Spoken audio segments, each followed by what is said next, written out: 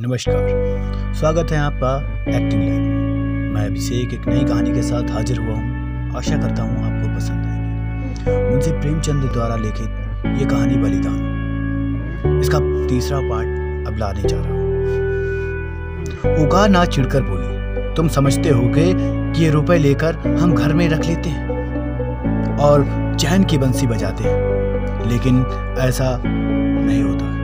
हमारे ऊपर जो गुजरती है हम ही जानते हैं। कहीं यह चंदा, कहीं यह इनाम, इसके मारे कचूमर निकल आता है। बड़े दिनों सैकड़ों रुपए डालियों में उठ जाते हैं। जिसे डाली ना दो वही मुंह फुलाता। जिन चीजों के लिए लड़के तरस जाते हैं उन्हें बाहर से मंगाकर डालियों में सजाता हूँ। उस पर कभी कानून, कभी तहसीलदार आ गए, कभी डिप्टी साहब आ गए। ये सब मेरे मेहमान होते हैं। अगर ना करूं तो नक्कू बनूं और सबकी आंखों का काटा। साल में 1000 बरस 100 मोदी को रसद खुराक में मत पड़ जाए। यह सब कहाँ से आवे? बस यही जी चाहता है कि छोड़कर निकल जाऊं। हमें तो परमात्मा ने इसीलिए बनाया, एक से सता कर लो और दूसरे से रो रो कर दो। यही हमारा काम है।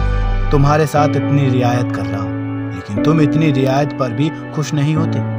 तो हर इच्छा नजराने के 1 पैसे भी ना रियायत करूंगा। अगर 1 हफ्ते के अंदर दाखिल करोगे तो खेत तुम जोत पाओगे, लेकिन नहीं दिए तो दूसरा प्रबंध कर दूंगा। गिरधारी उदास होकर घर आया। 100 रुपए का प्रबंध करना उसके काबू के बाहर था। सोचने लगा, अगर दोनों बैल बेच दूंगा तो खेत ही लेकर क्या करूंगा? घर बेच दूंगा तो लेने वाला कौन है? और फिर बाप दादा का नाम भी तो डूबता है। 4-5 पेड़ हैं, उसे बेचकर 25 या 30 रुपए से अधिक ना मिले। उधार लूं तो देने वाला कौन है? अभी भी 50 रुपए बनिए के सिर पर चढ़े हुए। वह 1 पैसा भी ना दे। घर में गहने ही तो नहीं बेचता, ले देकर एक असली बन गई। उसे भी बनिए के पास गिरनी पड़ी। साल भर हो गया, छुड़ाने की नौबत नहीं। गिरधारी और उसकी स्त्री सुहानी दोनों ही इस चिंता में पड़े रहे, लेकिन कोई उपाय न सूझता। गिरधारी को खाना पीना अच्छा न लगता। रात को नींद न आती। खेतों से निकलने का ध्यान आते ही उसके हृदय में भूख सी हुई। वह भूमि जिसे हमने परसों जोती, जिसे खाद से पाटा, जिसमें मेड़े रखे, जिसकी मेड़े बनाई, उसका मजा कोई दूसरा उठाएगा? ये खेत गिरधारी के जीवन के अंश हो गए थे। उनकी एक अंगुल भूमि उसके रक्त से रंगी हुई थी। उनका एक परमाणु उसके पसीने से तर हो गया था। उसके नाम उसकी जिघ्या पर उसी तरह आते थे जिस तरह तीनों बच्चों के। कोई तो 2400 था, कोई 2200 था, कोई नाले वाला, कोई तौलिया वाला। इन नामों पर स्मरण होते ही खेतों का चित्र उसकी आंखों के सामने खिंच जाता था। वह इन खेतों की चर्चा इस तरह करता मानो बेसजीब है, मानो उसके भले बुरे के साथी है।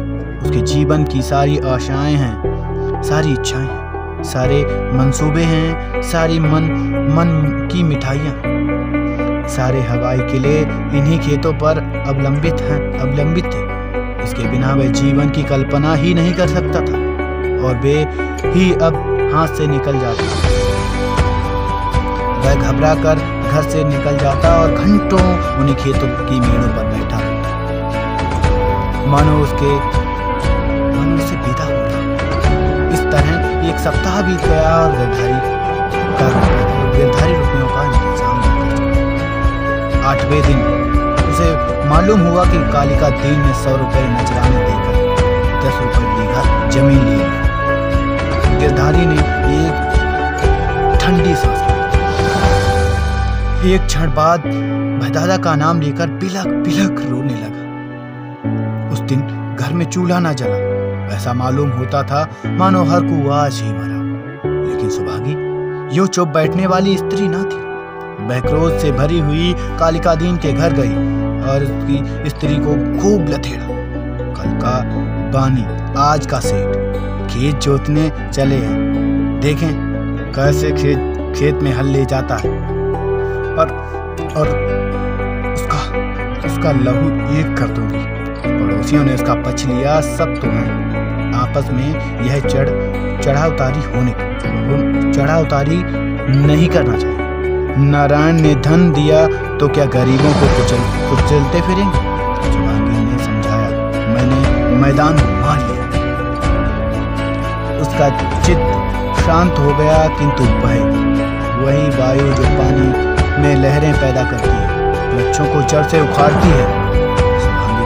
पड़ोसियों ने पंचायत में अपने दुखड़े रोती हुई कालिकादीन की स्त्री से छेड़ लड़ती इधर गिरधारी द्वार पर बैठा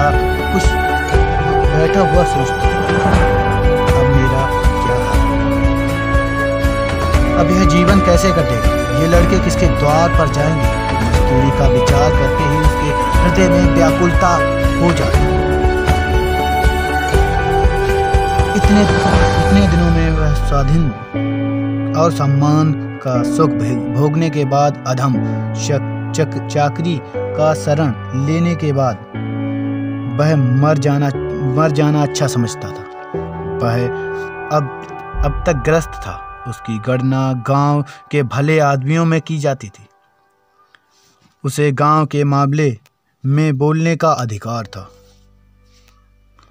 उसके घर में धन ना था, पर मान था। नाई, बढ़ई, कुम्हार, पुरोहित, भाड़, चौकीदार, ये सब का मुंह ताकते थे। अब यह मर्यादा कहाँ अब कौन उसकी बात पूछेगा? कौन उसके द्वार पर आवेगा? अब उसे किसी के बराबर बैठने का, किसी के बीच बोलने का हक नहीं रहा। अब उसे पेट के लिए दूसरों की गुलामी करनी पड़ेगी। अब पर है रात कैसे कौन बैलों को नान में लावेगा? वह दिन और अब कहाँ, जब गीत गा कर हल चलाता था, अपने लहलाते हुए खेतों को देखकर फूला ना समाता था। खलियान में अनाज का ढेर सामने रखे अपने को राजा समझता था। अब अनाज के टोकरे भर कर कौन लावेगा? इसके बाद देखिए पार्ट 4 में। धन्यवाद।